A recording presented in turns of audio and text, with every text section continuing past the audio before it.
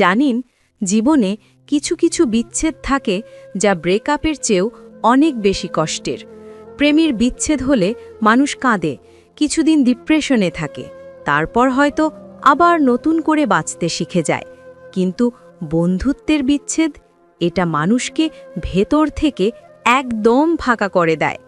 কোনো ঝগড়া নেই, কোনো মারামারি নেই, শুধু ধীরে ধীরে একটা দূরত্ব, আর তারপর একদিন সব শেষ। আজকের গল্পটা হয়তো আমার একার নয়, এটা হয়তো আপনারও গল্প। আপনার ফোনের কন্ট্যাক্ট লিস্টের এমন কোনো নাম যার সাথে একসময় ঘন্টার পর ঘন্টা কথা হতো, আর এখন তাকে কল করার আগে 10 বার ভাবতে হয়। আসলে কি জানেন, আমরা সবাই হয়তো কারো না কারো জীবনে সেই বদলে যাওয়া বন্ধুটা। তাই আজ মন দিয়ে শুনুন, হয়তো নিজের জীবনের অনেক মেলানো না মেলানো হিসেব আজ মিলে যাবে। আমার আর আবিরের বন্ধুত্বটা কিন্তু একদিনে হয়নি। সেই প্রাইমারি স্কুল থেকে আমাদের একসাথে পথ চলা, টিফিনের টাকা বাঁচিয়ে রাস্তার ধারের আইসক্রিম খাওয়া থেকে শুরু করে ভার্সিটি লাইফের জটিল সব অঙ্ক, সব কিছুতেই আমরা ছিলাম একে অপরের ছায়া। লোকে আমাদের নাম ধরে আলাদা করে ডাকত না, ডাকত তোরা দুই বন্ধু বলে। আবির ছিল আমার সেই সেফ জোন, যেখানে আমি কোনো ফিল্টার ছাড়াই কথা বলতে পারতাম। আমার রাগ, অভিমান, ভালো লাগা, মন্দ লাগা সব ও জানত। এমনকি আমি নিজেও যা জানতাম না, আবির সেটাও আমার চোখের দিকে তাকিয়ে বলে দিতে পারত। আমরা যখন বড় হচ্ছিলাম, তখন আমাদের স্বপ্নগুলোও বড় হচ্ছিল। আমরা একে অপরকে কথা দিয়েছিলাম, পরিস্থিতি যাই হোক আমরা কখনো হারিয়ে যাব না। ছোটবেলার সেই শপথগুলো তখন খুব সত্যি মনে হতো। কিন্তু জীবন তো আর রূপকথা নয়, তাই না? জীবনের বাস্তব গল্পগুলো সবসময় হ্যাপি এন্ডিং মেনে চলে না। এটাকে যদি আপনি একটা বেস্ট ফ্রেন্ড ইমোশনাল স্টোরি হিসেবে দেখেন, তবে ভুল করবেন। এটা আসলে জীবনের কঠিন বাস্তবতার একটা প্রতিচ্ছবি। সময়ের সাথে সাথে আমাদের কাঁধে দায়িত্বের বোঝা বাড়ল। পড়ালেখা শেষ হলো, চাকরির দৌড়ঝাঁপ শুরু হলো। আবির একটা মাল্টি ন্যাশনাল কোম্পানিতে জয়েন করল, আর আমি নিজের ছোটখাটো ব্যবসা নিয়ে ব্যস্ত হয়ে পড়লাম। প্রথম প্রথম আমরা চেষ্টা করতাম নিয়ম করে দেখা করার, সপ্তাহে অন্তত একদিন চায়ের দোকানে আড্ডা দেওয়া, পুরনো দিনের মতো হাসাহাসি করা। কিন্তু আস্তে আস্তে সেই সপ্তাহে একদিন গিয়ে ঠেকল মাসে একদিনে, তারপর সেটাও অনিয়মিত হয়ে গেল। আসলে ব্যস্ততা কি মানুষকে দূরে ঠেলে দেয়, নাকি ব্যস্ততা একটা অজুহাত মাত্র? আমি আজও নিজেকে এই প্রশ্নটা করি। আমার মনে আছে, আবির আমাকে মাঝে মাঝে ফোন করত। আমি হয়তো তখন ক্লায়েন্টের সাথে মিটিংয়ে বা কাজের চাপে। আমি বলতাম, দোস্ত আমি একটু ফ্রি হয়ে তোকে ব্যাক করছি। বিশ্বাস করুন, আমি ইচ্ছে করে ভুলে যেতাম না।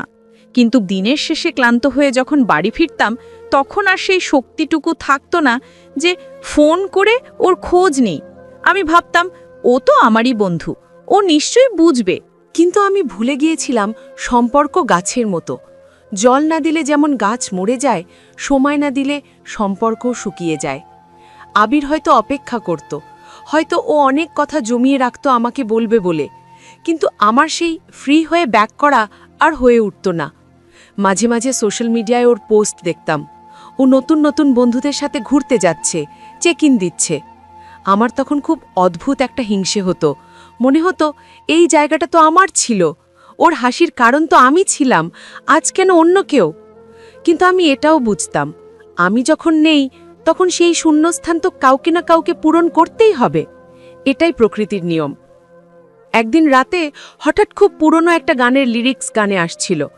ইউটিউবে স্ক্রোল করতে করতে দেখছিলাম হার্ট টাচিং ফ্রেন্ডশিপ স্টোরি টাইপের কিছু ভিডিও। মনের ভেতরটা হু হু করে উঠল। ভাবলাম আজ সব কাজ বাদ দিয়ে আবিরকে ফোন করব। অনেকদিন পর দুজনে মন খুলে কথা বলবো। রাত তখন প্রায় 12টা। ফোনটা রিং হলো, একবার দুবার। ও ফোনটা ধরল। ওপাশ থেকে পরিচিত সেই হ্যালো শব্দটা, কিন্তু তাতে সেই আগের উষ্ণতা ছিল না। গলার স্বরটা বড্ড অচেনা, বড্ড ফর্মাল লাগছিল। আমি উৎসাহ নিয়ে বললাম, কিরে কেমন আছিস? কতদিন কথা হয় না, চল না আগামীকাল দেখা করি সেই পুরনো চায়ের দোকানটায়। ওপাশ থেকে কিছুক্ষণ কোনো শব্দ নেই, একটা দীর্ঘ নিস্তব্ধতা। তারপরও খুব শান্ত গলায় বলল, কালকে তো পারবো না রে, একটু কাজ আছে।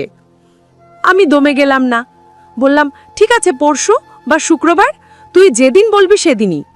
আবির আবার চুপ করে থাকল।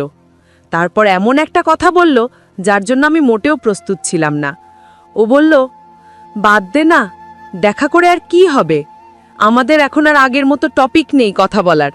আমাদের জগৎটা এখন আলাদা হয়ে গেছে। আমার বুকের ভেতরটা ধক করে উঠল। আমি আমতা আমতা করে বললাম, এসব কি বলছিস? আমরা তো বেস্ট ফ্রেন্ড, আমাদের আবার টপিক লাগবে কেন? তখনই ও সেই মোক্ষম কথাটা বলল।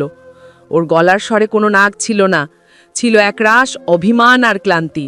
ও বলল, তোর মনে হয় আমরা এখনো বেস্ট ফ্রেন্ড আছি? তুই আগের মতো আর নেই রে। বন্ধুত্বের শেষ কথাটা ছিল, তুই পাল্টে গেছিস। ফোনটা কেটে গেল, বা হয়তো আমিই কেটে দিলাম, মনে নেই। হাতটা কাঁপছিল। আমি পাল্টে গেছি? আমি তো সেই একই মানুষ আছি। আমি তো সেই একই গান শুনি, সেই একই খাবার পছন্দ করি। তাহলে ও কেন বলল আমি পাল্টে গেছি? সারা রাত আমি ঘুমাতে পারিনি। বিছানায় এপাশ ওপাশ করেছি আর ভেবেছি। তারপর খুব ধীরস্থির মাথায় চিন্তা করলাম, আসলে আমি কি পাল্টে যাইনি? আগে ওর একটা মেসেজ দেখলে আমি সাথে সাথে রিপ্লাই দিতাম, আর এখন নোটিফিকেশন বারে ওর নাম দেখেও ভাবি, বাহ, পরে রিপ্লাই দেব। আগে ওর ছোটখাটো সমস্যাকে নিজের সমস্যা মনে করতাম, আর এখন ওর সমস্যা শুনলে মনে হয়, ধুর, আমার নিজেরই কত টেনশন।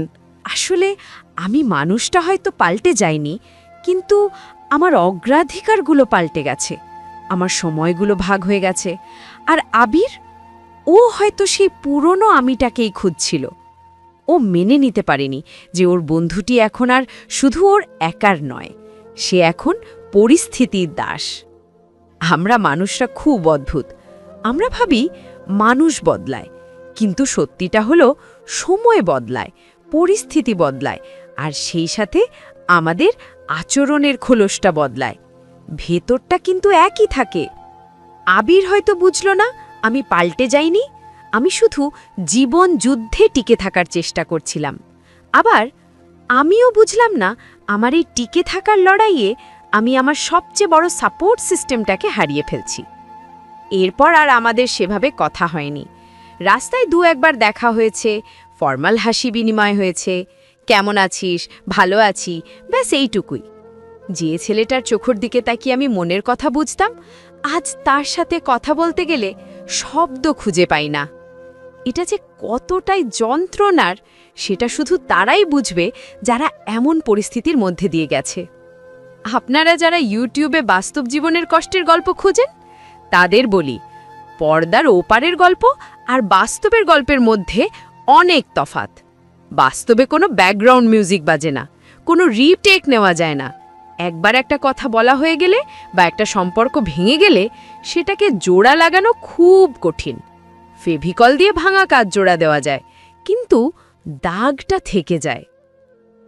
আজ আমার খুব ইচ্ছে করে আবিরকে বলি, দোস্ত, আমি পাল্টে যাইনি, আমি শুধু একটু ক্লান্ত হয়ে পড়েছিলাম।